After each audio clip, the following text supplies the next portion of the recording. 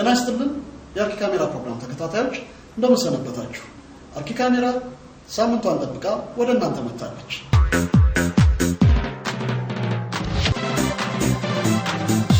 በቅድሚያ በከንቲባ መሰናዷችን ስለ ጉለሌ እጽዋት ማዕከልና ስለ ካናዳ ሮያል ሮክ ጋርደን ያዘጋጀነውን ለእናንተ እናደርሳለን።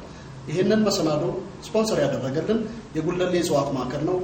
እጅግ አድርገን እናመሰግናለን።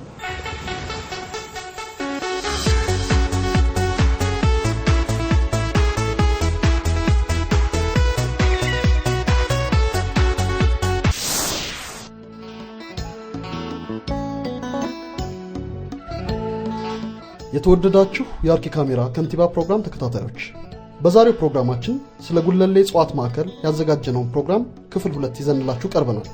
በክፍል 2 ዝግጅታችን በጉለሌ እጽዋት ማዕከል የሥራ ሂደት ኃላፊ ከሆኑት የእጽዋት ምርምር ባለሙያ ጋር ያደረግነውን ቃለ ምልልስ ባጭሩ ይዘንላችሁ ቀርበናል። በጉለሌ እጽዋት ማዕከል የተለያዩ እጽዋቶች ይገኛሉ።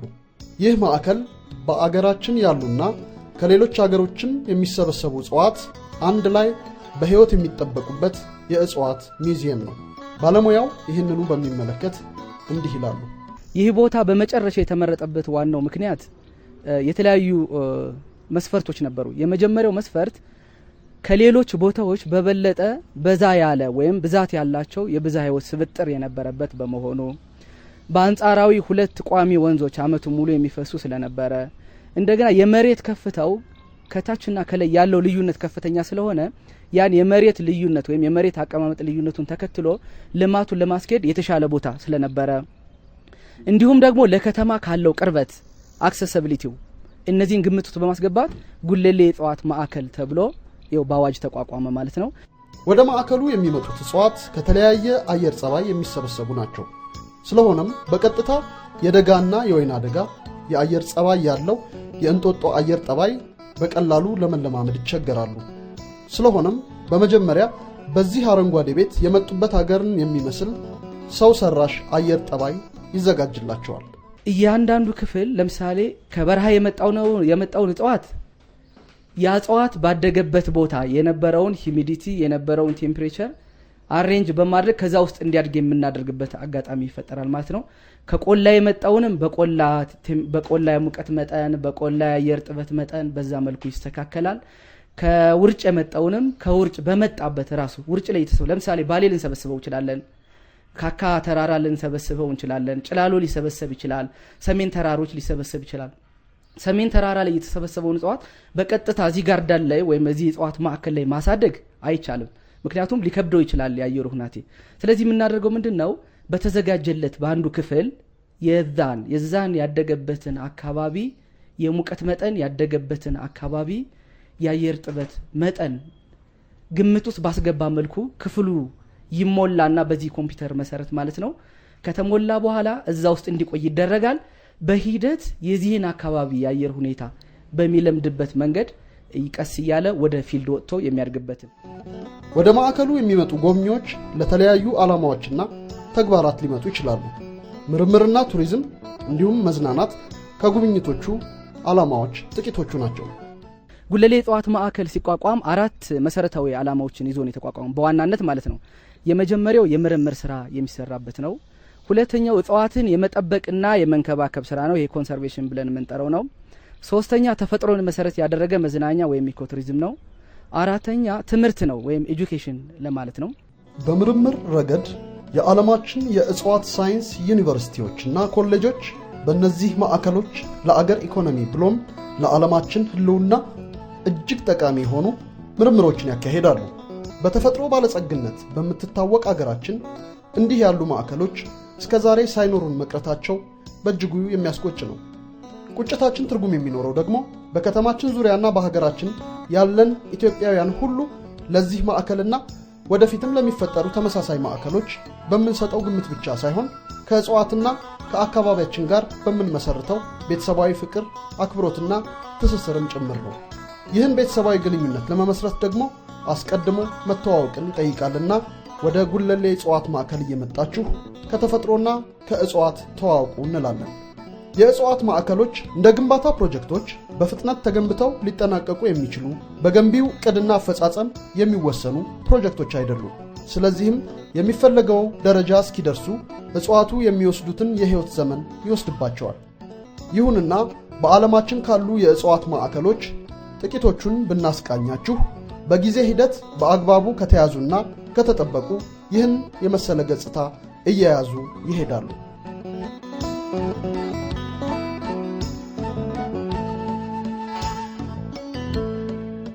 ለምሳሌ ይህ ቦታኒካል ጋርደን በካናዳ የሚገኘው ሮያል ሮክ ጋርደን የተባለው በጋርደኑ መግቢያ ላይ ሳይቱን የሚያስቃኘው ማፕ ለጎብኚዎች በሚገባ መንገድ ከነመግለጫው በግልጽ እንዲታይ ይደረጋል። ምንም እንኳን ይህ ሮክ ጋርደን ሰፊ ቢሆንም ዘለቅ ብለው ሲገቡ ላይን የሚስቡ ጥጎችን ያገኛሉ። በዚህ የእጽዋት ማዕከል ውስጥ የግቢውን መናፈሻ እጽዋት እንዴት ቢያዋህዷቸው ውብ መናፈሻን ማግኘት እንደሚችሉ መማር ይችሉበታል። በዚህ መናፈሻ ላይኖ የሚማርኩ የእጽዋት ምንጣፎችን ያገኛሉ። የተለያዩ ቀለሞችና ገጽታዎች ያሏቸው እጽዋት እንዴት አድርገን አዋህደን አንዱን ከፊት ሌላውን ከበስተጀርባ በማድረግ ሕይወት እንደተዘራባቸው ይመለከታሉ ይለናል ገና ከመግቢያው ላይ የሚቀበለን የእንኳን ደህና መጡ የመስተንግዶ ቦርድ። እንዲህ ባሉት ማዕከሎች ቀጫጭን የእግር መንገዶች፣ ሰው ሰራሽና የተፈጥሮ ኩሬዎችን፣ ትንንሽ ሐይቆች እንደተፈጠሩ ይመለከቱና እስከዛሬ በተፈጥሮ ላይ ስለነበረው ግዴለሽነት ይጸጸታሉ። ከተፈጥሮ ጋር ይቅር ለእግዚአብሔር ይባባላሉ። በጥሩ ሁኔታ ዲዛይን የተደረገ የእጽዋት ማዕከል በውስጡ ከሚገኙት እጽዋት ድምር በላይ ነው። እንዲህ ያለ የእጽዋት ማዕከል እንዲያው በደፈናው የተሰበሰበ የእጽዋት ስብስብ ማለት አይደለም ይለናል ወደ ውስጥ እንድንዘልቅ ሲጋብዘን። እንዲህ ባሉ የእጽዋት ማዕከሎች የሚጠበቁ እጽዋት በነሲብ አይታጀሉም። ይልቁንም ለጎብኚዎች ይሁን ለተመራማሪዎች መንፈስን የሚማርክ ታላቅ የመቆጣጠር ስልጣን ያለው ውበት በሚሰጡበት መንገድ በአዋቂ የጋርደን ዲዛይነሮች በጥበብ እንዲዋሃዱ ይደረጋል። እንዲህ ባሉ ማዕከሎች በተለምዶ አረንጓዴ የሚባለው መናፈሻ በውስጡ ብዙ አይነት አረንጓዴዎችን የሚይዝ መሆኑን ያስተውላሉ። በግንባታና በመኪኖች ጢስ ጩኸት ከተጨነቁ ከተሞች ወደ እነዚህ የእጽዋት ማዕከሎች የሚመጡ ጎብኚዎች በተፈጥሮ ውበትና ሕይወት ቁጥጥር ስር ይውላሉ። በቀላሉ ተላቀው ጉብኝታቸውን አሳጥረው ወደ መጡበት መመለስም ቀላል አይሆንላቸውም። የውስጥ ለውስጥ መንገዶቹ የሚፈጥሩት ጥላና ጸጥታ ጎብኚውን ይማርኩታል።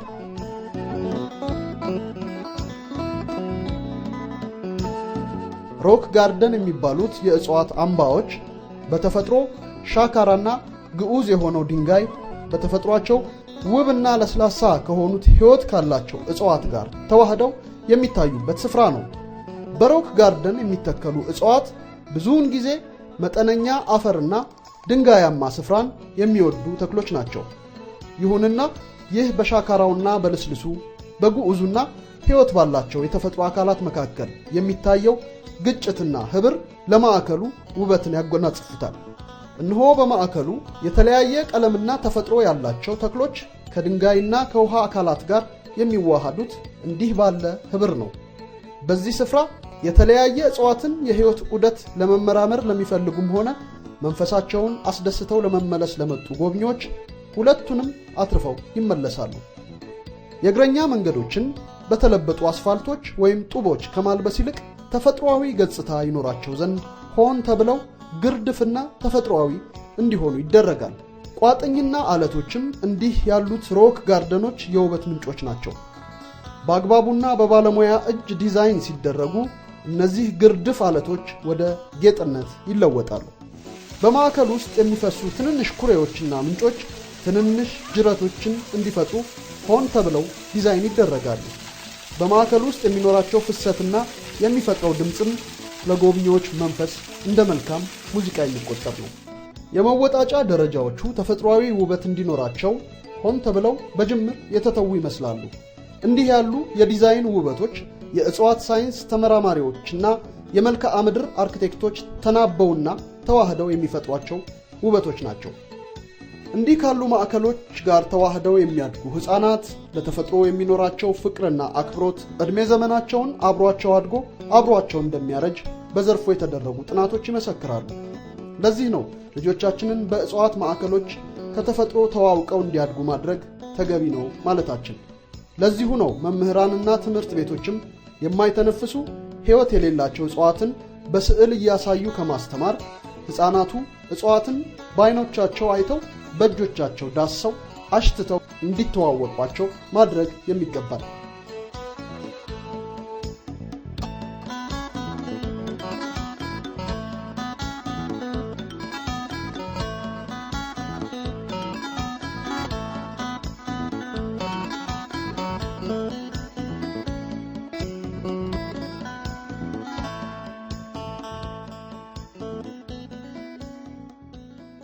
ተመልካቾቻችን በነበረን ቆይታ እንደተደሰታችሁ ተስፋ እናደርጋለን። በማስከተል ታምረ ኮንስትራክሽን ይቀጥላል። ታምረ ኮንስትራክሽን በዛሬው መሰናዶ የዱባይ ሞልን አራተኛና የመጨረሻ ክፍል ወደ እናንተ ያደርሳል። ይህንን ፕሮግራም ስፖንሰር ያደረገልን የአዲስ አበባና ዙሪያዋ ኦሮሚያ የተቀናጀ የጋራ ልማት ፕሮጀክት ጽሕፈት ቤትን በጣም አድርገን እናመሰግናለን።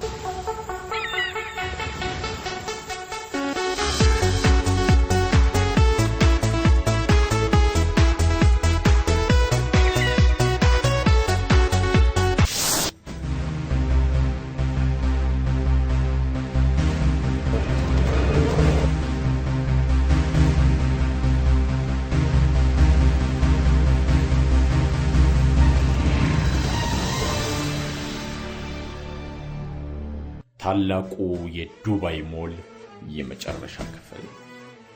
የተወደዳችሁ የአርኪ ካሜራ ተአምረ ኮንስትራክሽን ተከታታዮች እንደምን ሰምታችኋል? ባለፈው ሳምንት የዱባይውን ግዙፍ ሞል ሶስተኛ ክፍል አቀርበንላችሁ ነበር። እነሆ ዛሬ ደግሞ የመጨረሻውን ክፍል ይዘንላችሁ ቀርበናል።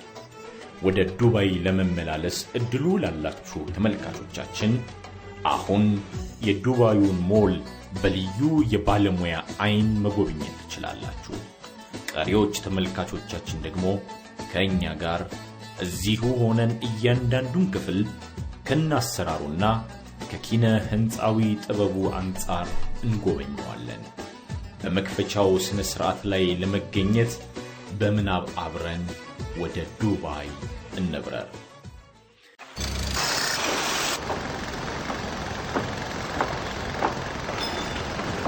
በኮንስትራክሽኑ ጊዜ አርኪቴክቶቹ በቡድን ሆነው በሺፍት እየተቀባበሉ ለ24 ሰዓታት ይሰሩ ነበር። ያም ሆኖ ግን የፕሮጀክቱን ማጠናቀቂያ ቀን ሊጠብቁ አልቻላቸውም። የሞሉ የመጀመሪያው ማጠናቀቂያ ቀን ካለፈ ወራት ተቆጠሩ። የእያንዳንዱ ብሎክ ጣሪያ ግን ገና በመገጣጠም ላይ ነው። ስራውን አስቸጋሪ የሚያደርገው ደግሞ እያንዳንዱ ጣሪያ የተለያየ መሆኑና የራሱን ፈተና ይዞ የሚመጣ መሆኑ ነበር። የአሳ መመልከቻው ገንዳ መስታወት ተገጣጥመው አንድ ላይ እንዲዋሃዱ ተደርገዋል። አስቀድመን እንደነገርናችሁ አክለሪኩ መስታወት በብሎክ ተመርቶ ከመጣ በኋላ የተመጠነ ሙቀት እንዲለቀቅበት ተደርጎ በሙቀቱ የብሎኮቹ መገጣጠሚያ እንደጠፋና ተዋህደው አንድ ግዙፍ የመስታወት ግድግዳ እንዲሆኑ ተደርገው እንዲገጣጠሙ ሆነ። የገንዳው መመልከቻ ዋሻም እንዲሁ በስፍራው ተቀምጧል። ይህ በመሆን ላይ ሳለ ታዲያ የፕሮጀክቱ ዋና ስራ ተቋራጭም ተቀይሯል። አሁን ስራውን የሚመራው እያንዳንዱን ጉድለት ልቅም አድርገው የሚያዩ አይኖች ያሉት ቦብ ፊልድስ ነው። ሰማኛለህ? እባክህ ከስራ ጣቢያ GF 110 ላይ ከግድግዳው ላይ ያለውን ግራፊቲ ሊያነሳ የሚችል አንድ ሰው ላክልኝ። እሺ ፈጠን በል። አመሰግናለሁ። የመዋቅር ስራው በመጠናቀቅ ላይ ሳለ ጣሪያውን የማልበሱን ስራ ጎን ለጎን እንቀጥላለን። ችግሩ ቦብ ገና ለፕሮጀክቱ እንግዳ በመሆኑ ሊቀመንበሩ ፕሮጀክቱን እንዴት እየመሩ እንዳሉ በሚገባ አላወቀም።